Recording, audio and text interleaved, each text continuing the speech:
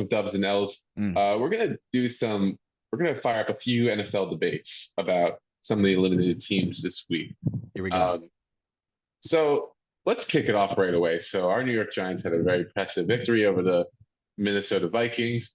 Um, and there's an article that came out about Kirk Cousins on SB Nation saying that he will never win a Super Bowl because he's quote the Costco of NFL quarterbacks, the Costco brand quarterback to be more precise. That's brutal. So here's the debate, Chuck. Kirk Cousins, is he a Super Bowl winning quarterback? Is he the piece? So most people would say no, right? But I'm gonna go out and say yes. I mean, he really didn't make any he didn't create any turnovers in the last game against the Giants. He played to his potential. He made plays. He had 2 touchdown passes. Yes, he didn't give it to his guy Justin Jefferson. Maybe he didn't throw it up enough to give him a one-on-one chance, but throughout the game, the Giants were bracketing him, double teaming him the whole way. But I think if you put Kirk Cousins on the 49ers, I think he can excel just as well as Brock Purdy and go on to win a Super Bowl with the team he has. Because essentially, in my opinion, with Cousins' whole team, it was his defense that I think really, even though he probably made stupid mistakes or threw interceptions, it was always his defense that led up 30 points a game or 27 points, and then they're behind. Because I'm pretty sure in the NFL that the Vikings point differential is the worst in the league. And it was, I don't know the number, but I definitely know they had the worst point differential. But essentially, yes, I do think Kirk Cousins can still rock it.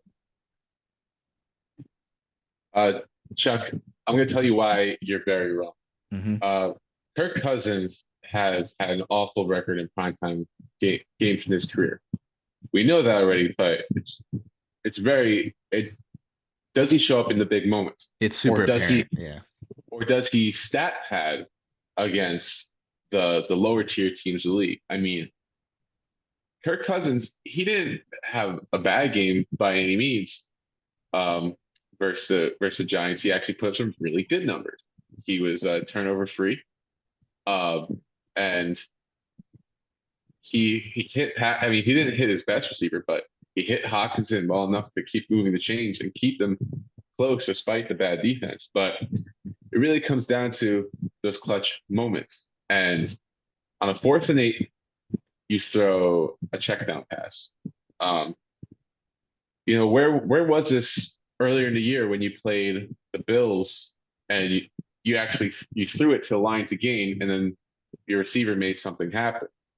Um, it's that mentality in the playoffs where he said after the game that he felt pressure and he wanted to get the ball off, which is good and all, but that means he was playing scared. Bottom line, he was playing scared, and the Vikings have done everything to build around before. I can't name a time that he's had a bad offense around him, and obviously he's had better defenses under him in the past, but it's not like he was winning with those either. Um, so I think Kirk Cousins will always be the guy that can get you wins, but not the wins when you most need them. Definitely yeah, he won't get it when you most need them. But put him on the 49ers, I think he wins just as much. I don't know. That's my debate right there. I think he can do just as better as any other organization besides the Vikings. The Redskins, I mean, the Commanders, Washington screwed him over, didn't really give him a chance. Then he goes to the Vikings. He balls the fuck. I mean, he essentially balls the fuck out, right? But he's not winning primetime games. That organization, the Vikings as a whole, they don't win championships. They're not a championship organization. If he was on the 49ers, Patriots, or Cowboys, all championship organizations, I think they put him in the right place. I think he wins those primetime games. But that is a good argument with the primetime games. Very fair. Let me ask this one last question on this. If Yes. Joe Flacco, the current Joe Flacco, was the 49ers quarterback, do you think he would also be able to win a Super Bowl with that team?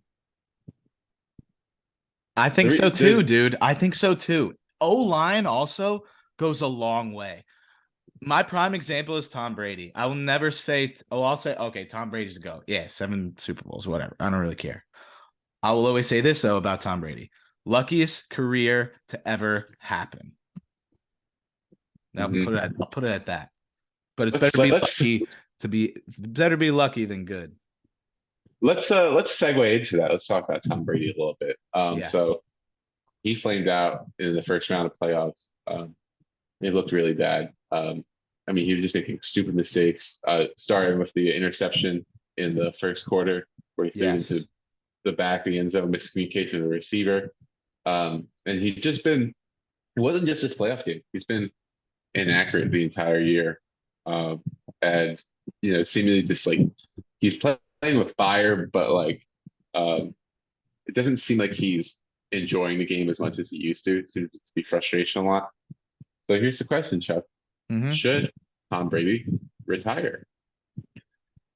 See, I said if he lost his last game, I thought he was retiring, right? I Hmm? changed my mind. I don't think the guy's just gonna hang it up after this year. Because I think he's just got a lot more left in the tank. He's 45 years old. He had the most passing attempts and completions in a season in the NFL. And that was just this past year. And at 45 years old, throwing the ball 60 times a game, I'm also going to say that's impressive, but at the same time that's wearing him down. So he after that press conference he had with the journalist and said thank you for everything and being patient with me and all this shit. He's not coming back to the Bucks. But I do think he's going to go to a place like the Raiders. We might see him. The 49ers might drop ship on Trey Lance for a year, pick up Tom Brady. He's got an O-line, a run game that he can bounce off of. Because that was Tom's whole career. He had a run game, a defense, and wide receivers. And that's what the 49ers have. The Raiders don't have a defense, but they got wide receivers and a line and a running back. And I'm thinking of another team, but I can't really put it on my 2 fingers. But I Raiders? don't, I don't, I don't think Ravens if they change their offensive scheme because if the What about Ravens step, Raiders? no, that's what I was saying Raiders before Okay. Oh Raiders. man, bad. Um, but yeah, I mean if that team has an O line and a defense, I think he's still playing. Mm. Listen, I there comes a point in every great player's career where this guy think to themselves, what more do I have to gain? What more does Tom Brady have to gain? The only thing I can really think of is getting his crypto losses back. Other than that, Yeah.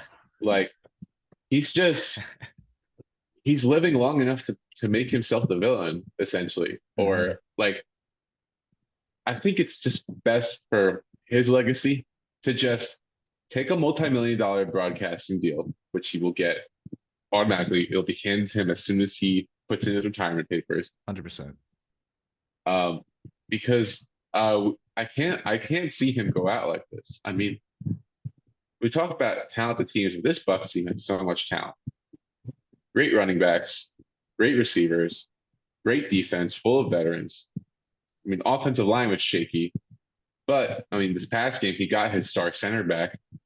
So, and he was it wasn't the protection really that was the issue. He was just not making the right plays. Uh, Brady's got nothing to prove.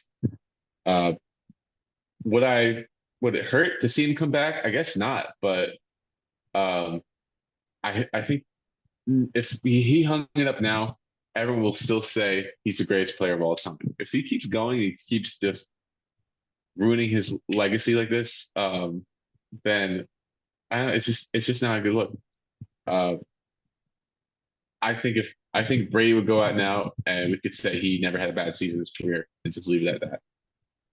I I I I do agree with you on making it his career worse. And but I just don't think he's going to end on a 8-9 season with a playoff loss. But we'll You see. know, We'll see. he'll have to end at some point. That's Exactly. for sure. All Will right, I be so mad if he wins another Super Bowl? Yes, I would be so mad. But That'd be nuts. That'd be nuts. All right, let's go to our final debate. So Chargers Jaguars game of the Yes. weekend. I think we could both say, despite all the good games. The question that I'm going to propose to you. So, did the Chargers choke or did the Jaguars impress? Which one was more true? So I'm gonna go out here, hot take right off the bat. I'm gonna go with neither. And I'm Mhm. gonna say again, we were both wrong in the beginning. We picked Chargers because we thought Joey Bosa was coming back. Well, I picked We were. Chargers because I thought Joey Bosa was coming back, and they had other guys coming back, which they Yeah, I did thought make the an same. they made an impact early. They did make an impact early. They got 3 interceptions, a fumble, well, no, 4 interceptions and a fumble. I'm pretty sure that was all in the first half. But as I watched the game again, because when I watched this game, I only watched the first half, and then I was hammered in Hoboken, went to the city, and then I saw the last 4 minutes, and I was like, no fucking way that they just came back. But then I watched like the whole game again. Those interceptions, Chargers got short field, they scored like that, right? Jaguars were moving the ball efficiently. Like one of the throws, like yeah, maybe it was pass interference, but it was all on Lawrence. He just threw it right at the DB. Another one, Asante Samuel actually made a great play and picked it off, but maybe the ball was a little behind and Trevor Lawrence just fucking threw a dud. Other picks where another one was tipped in the beginning, and that gave them short field. They started on the 30, the Chargers scored. And then the other, I forgot the fourth pick, but essentially those 5 turnovers attributed, I think, to 5 scores. And yes, I got lucky that that fifth score was a field goal to make it like I think it was 30-14 or something like that. Yeah, But and this was in the third quarter. But I think the whole time the Jaguars literally shot themselves in the foot. And I don't think the Chargers defense was really ready for the pass attack because when the Jags went out in the beginning of the season, got all those wide receivers, and we were like, bro, Christian Kirk ain't that good. Evan Ingram's not that good. Zay Jones, Marvin Jones, like ETN's hurt, coming off a hurt season. Lawrence just had one of his worst careers in his football life. But then they come back from being 3-7 and make the playoffs. Like Doug Peterson's a good coach. Like they're a good football team. Their defense has insane linebackers, Cisco and Josh Allen 2.0. Like those guys, they ball out. And I think essentially they are a good team and they shot themselves in the foot early. And the Chargers just got a big lead because I think Staley's the worst head coach in the NFL. hmm. Interesting. Well, I guess the way that I'll attack this is when you're given easy opportunities like that, you should capitalize. And the Chargers did. Um, but I'm going to go off the take that the Chargers choked. But this goes back to Week 18 Mm-hmm. when Brandon Staley had a clean slate. He didn't have to play any of his starters. He could have rested them, but he chose to play them, and Mike Williams is getting hurt. I guess players can get hurt anytime, but it was still a dumb move to put him out there to increase the risk of that happening. So how does that impact this game? Well, the Chargers are an infinitely better team with Mike Williams on the field because it gives Herbert 2 deep threats along with the running game to really operate that offense.